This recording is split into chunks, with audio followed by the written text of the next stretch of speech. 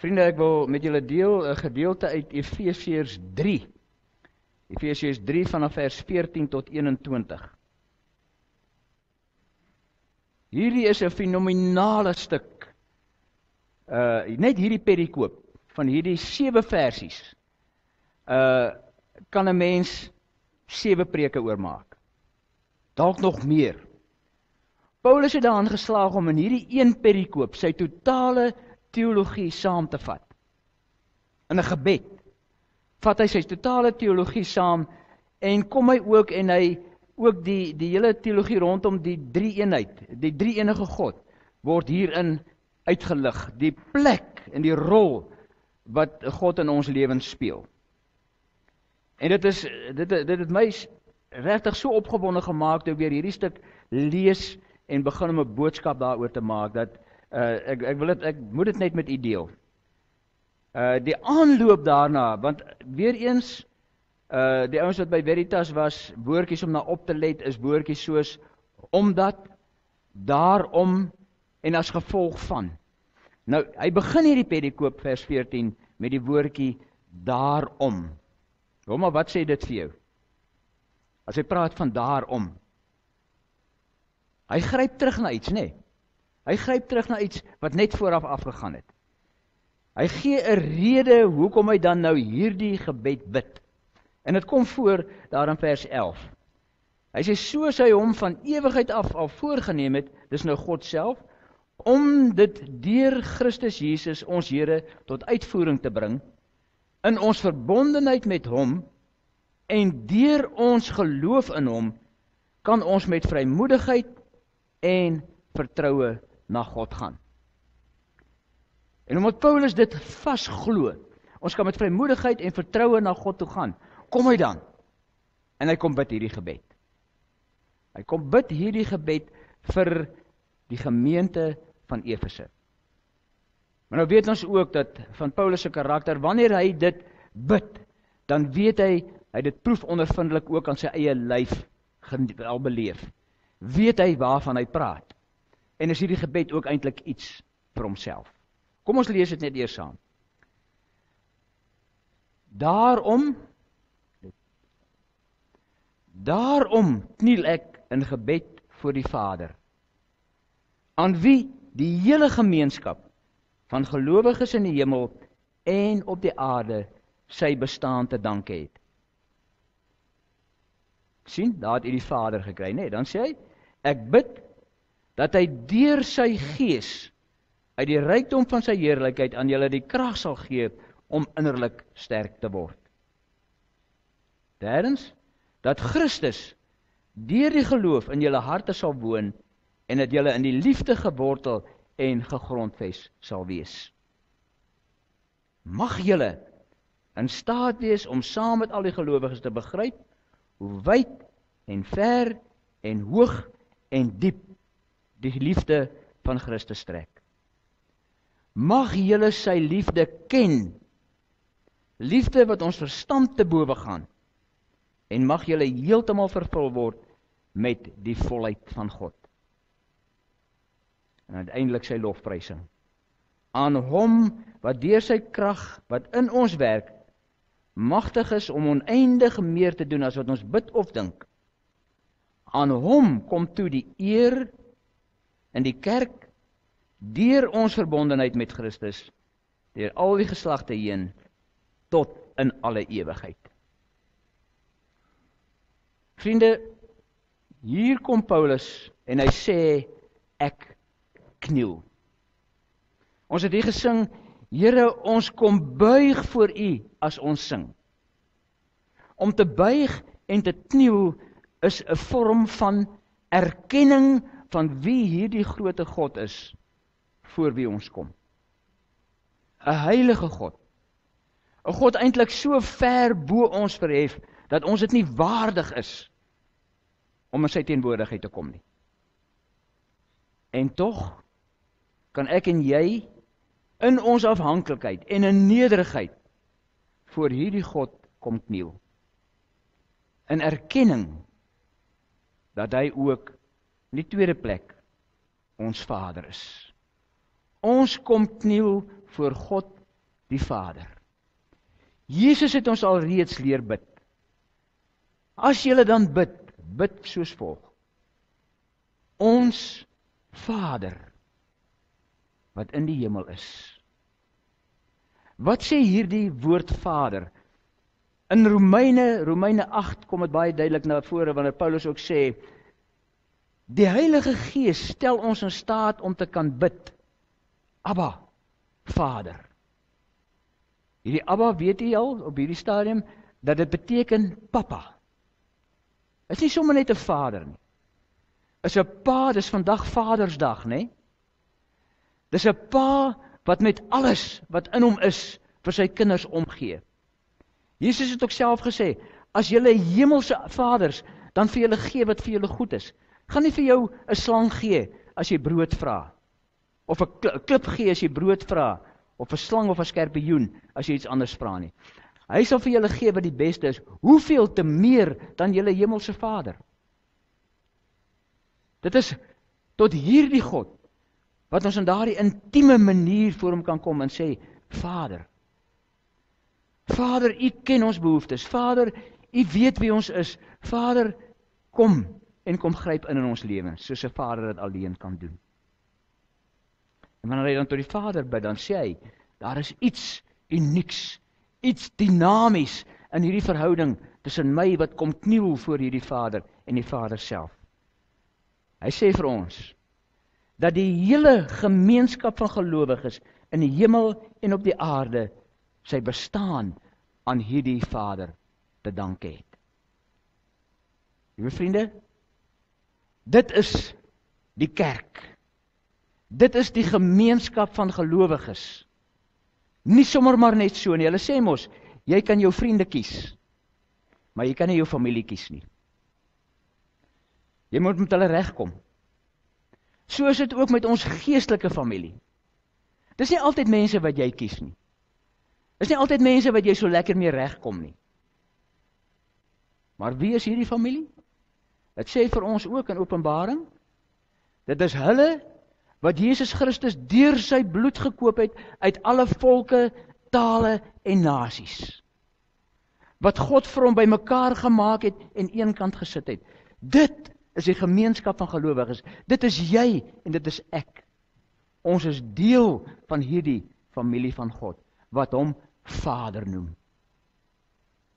En wanneer ons hom dan as familie Vader noem, dan wil hy ook dan sê, dat ons ook so met mekaar sal saamleef.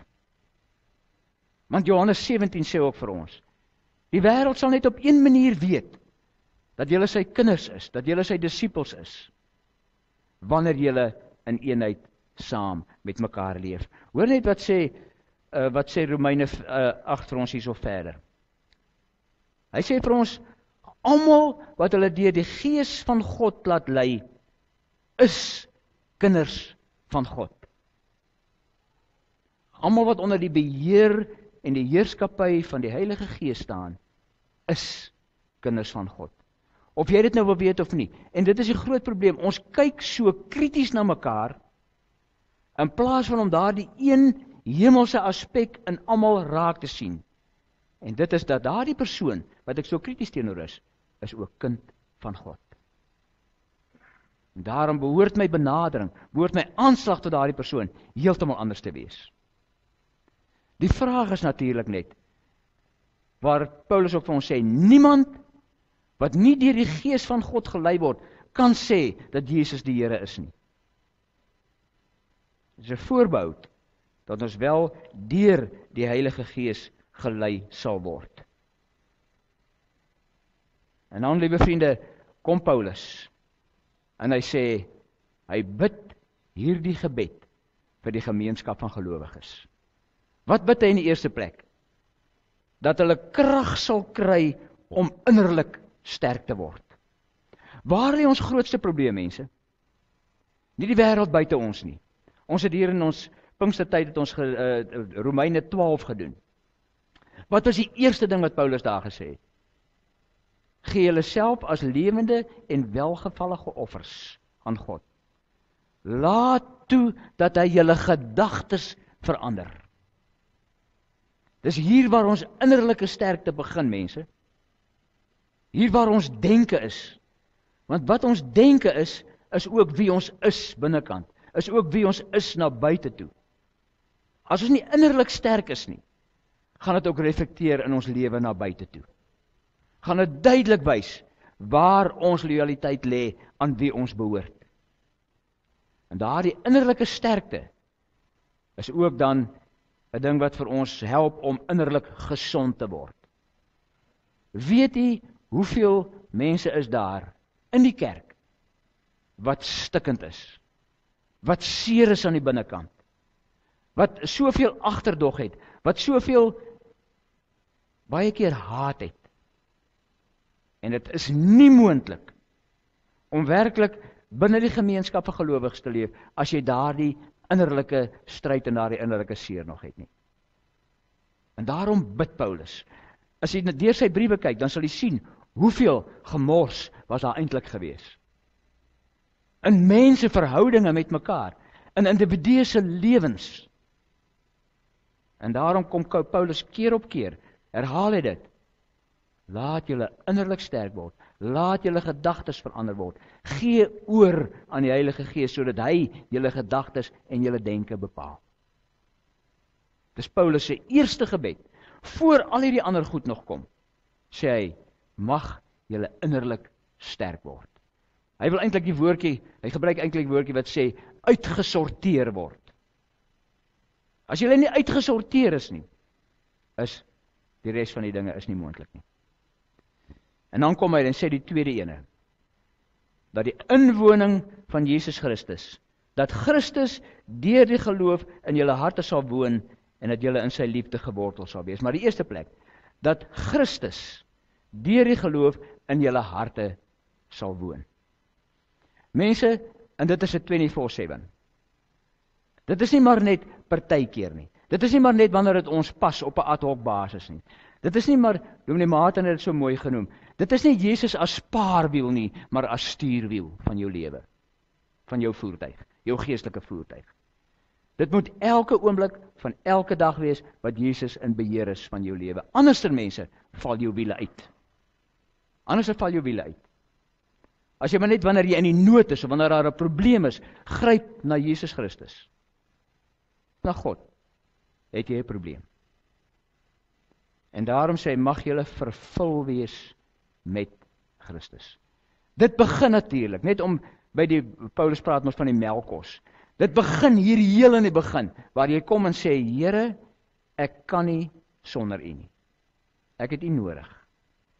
Daarom, Here, maak ek in die geloof U my redder en my verlosser. Gee ek my lewe aan U oor, sodat ek nie meer self in beheer is nie, maar dat U in beheer kan wees.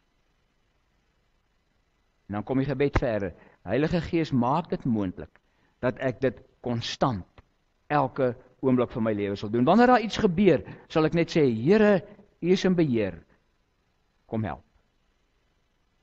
Maar dan weet jy, die Here is deur die geloof in jou hart. Soos hierdie gebed, wat daar in die Hebriede eilande gebid word, wanneer die persoon kom, net gou hier kom, dat ek kom, ek weet nie of hy so maklik daar gaan lees agter nie.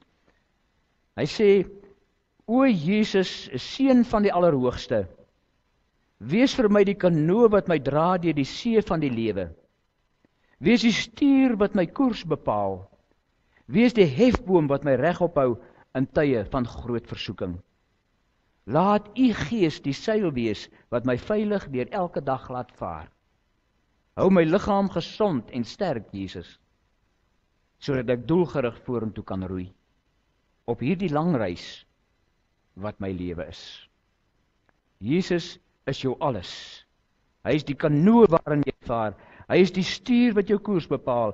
Hy is die hefboom wat jou regop hou en die seil waar die wind van die Gees jou veilig laat vaar in hierdie lewe. Vriende, 24 uur van elke dag van jou lewe is hierdie Jesus in beheer van jou lewe. Hy gaan dan verder en sê vir ons dat julle gewortel en gegrondves sal wees in die liefde van Christus. Hy gebruik hier twee woorde. wat standvastigheid beskou. 'n Boom is afhanklik om regop te staan van sy wortel. Veral daar die penwortel.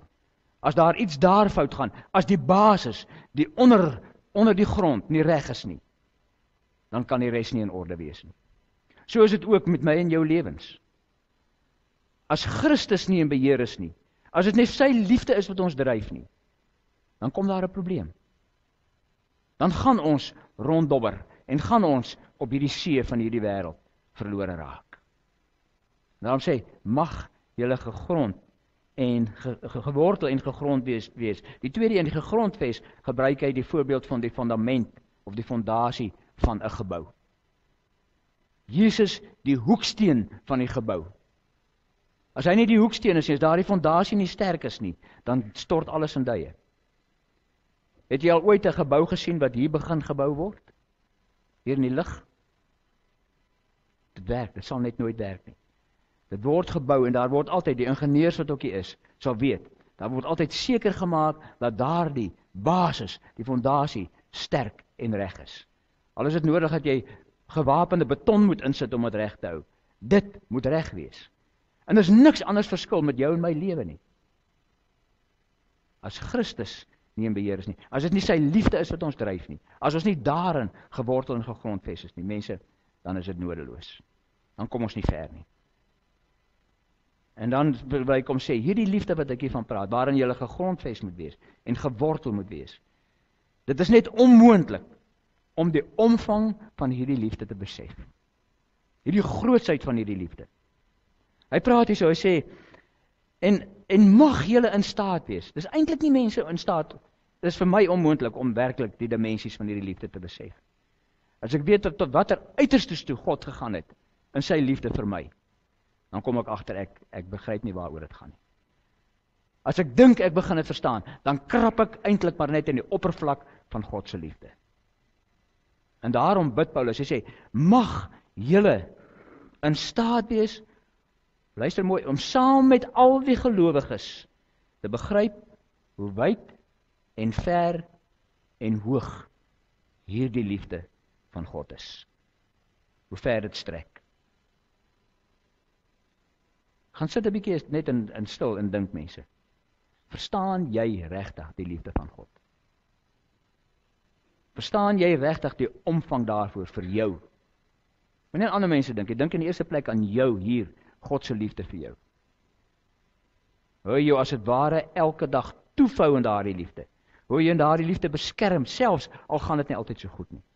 Dat jy seker kan wees, God se liefde is groter as wat jy ooit kan dink. En dan kom hy en hy sê, mag julle sy liefde ken. Eintlik eers die plek van hierdie liefde. Hy sê hierso, mag julle in staat wees om saam met al die gelowiges hierdie omvang van die liefde te erken. Mense, jy kan dink dat jy hierdie liefde sal verstaan as jy alleen is. Dit is net nie waar nie. Waar leer jy regtig ken wat liefde is? Daar waar jy skouers skuur met ander mense. Waar daar konflik is, waar daar nie altyd ooreengestem word met goed nie. Waar ons van mekaar verskil. Daar leer ons wat liefde werklik is. Daar leer ons wat verdraagsaamheid is, wat geduld is en wat dit beteken om ander te aanvaar. Ons kan dit nie doen sonder die liefde van Christus nie. En soms moet daardie liefde tot sy uiterste toe beproef word om iemand werklik te verdraag en te aanvaar. En waar gebeur dit die beste? Binne die gesin, ons natuurlike gesinne. Maar ook binne die gesin, die familie van God. Daar waar ons met mekaar moet saamleef, ten spyte van ons verskille.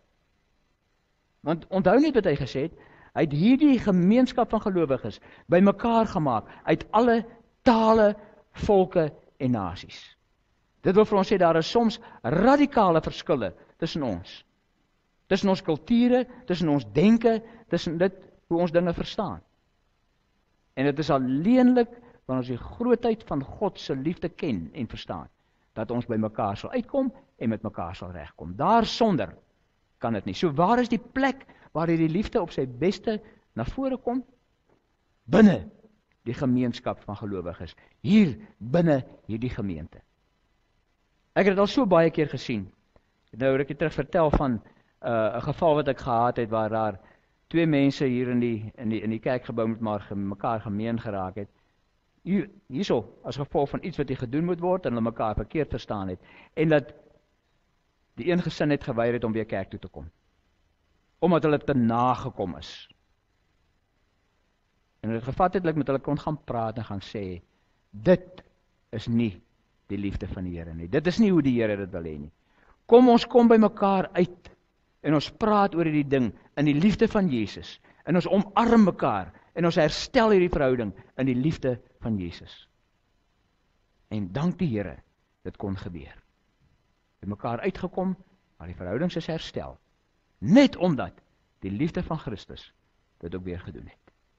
So die plek van hierdie liefde, waar dit gebeur, waar dit beoefen word, waar ons dit werklik leer ken, is hier tussen mekaar in die gemeenskap van gelowiges.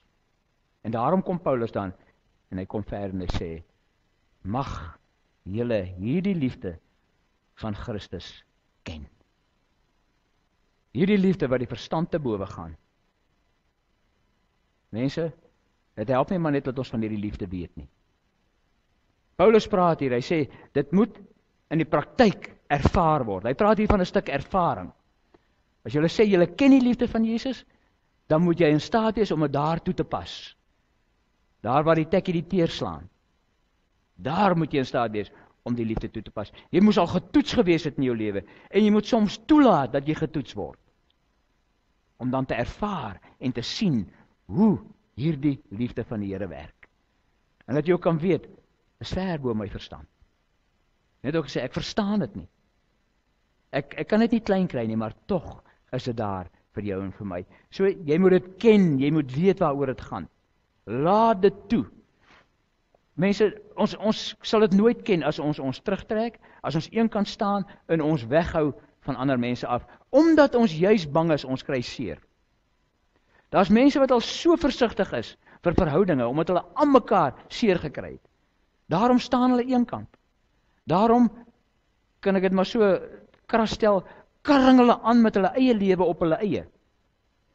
Omdat hulle nie meer kan sien vir al hierdie uitdagings en al hierdie dinge wat gebeur met hulle lewe nie. En dan kom hy sê, is alleenlik wanneer jy kennis daarvan het, jy weet hoe kragtig dit is en hoe dit kan werk, dat dit ook vir jou iets sal beteken. En dan kom hy, laas net daar en sê hy, mag julle tot barstens toe vol word van God. Dis ek het nou maar gestel het. Hy sê hier, en mag julle heeltemal vervul word met die volheid van God. Wat 'n ongelooflike gebed. En ek wil dit ook vanoggend vir julle. Hierdie ding, mense, is ook ons as geestelike leiers van hierdie gemeente se gebed vir julle, vir Vishoek gemeente, nie vir Efese gemeente nie. Is ook ons gebed vir julle. Want jy weet, ons staan en ons bring die boodskap. Doen dit Sondag vir Sondag. En dan is ons gebed, Here, in die eerste plek, mag hierdie boodskap ingang vind. Mag hierdie boodskap mense lewens omkeer en verander. Maar bo alles, mag julle vervul word met die volheid van God. Mag God se volheid julle so vol maak, dat julle nie weet hoe om dit te hanteer nie. Mag julle so geseën wees, dat julle dit ook nie kan hanteer nie. Dis wat Paulus eintlik wil sê.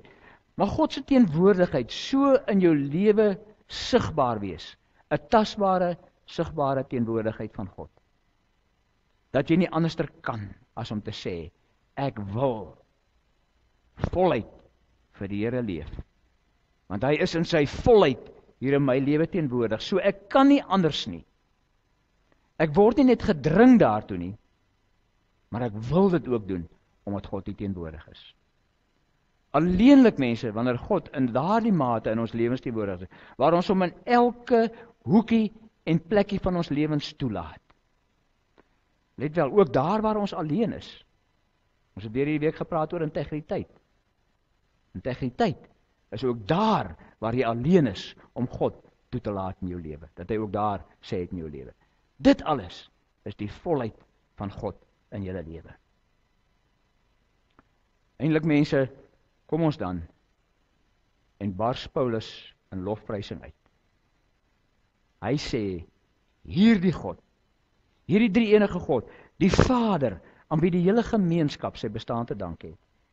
Die Heilige Gees, wat die rykdom van die heerlikheid van sy krag aan julle sal gee om innerlik sterk te word, en Jesus Christus, in sy groot liefde wat julle aanvaar het in geloof, aan hom kom al hierdie lof toe.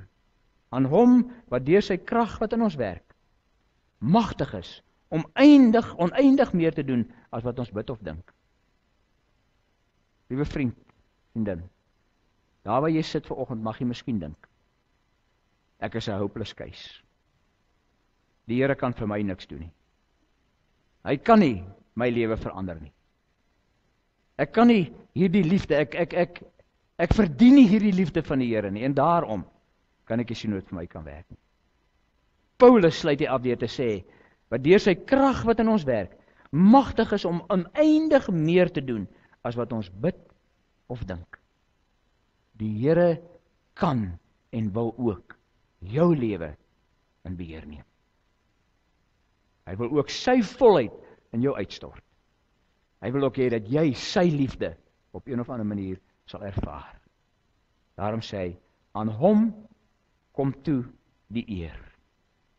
Waar? In die kerk. Hier begin dit. As ons hier God se lof besing, hier aan hom die eer bring, dan gaan dit ook daar buite gebeur. Maar dit is hier waar ons as gemeenskap van gelowiges bymekaar is. Hier waar ons saam gesing het tot eer van die Here vanoggend. Dit is hier waar ons hom die eer toebring. Luister wat sê hy hierso.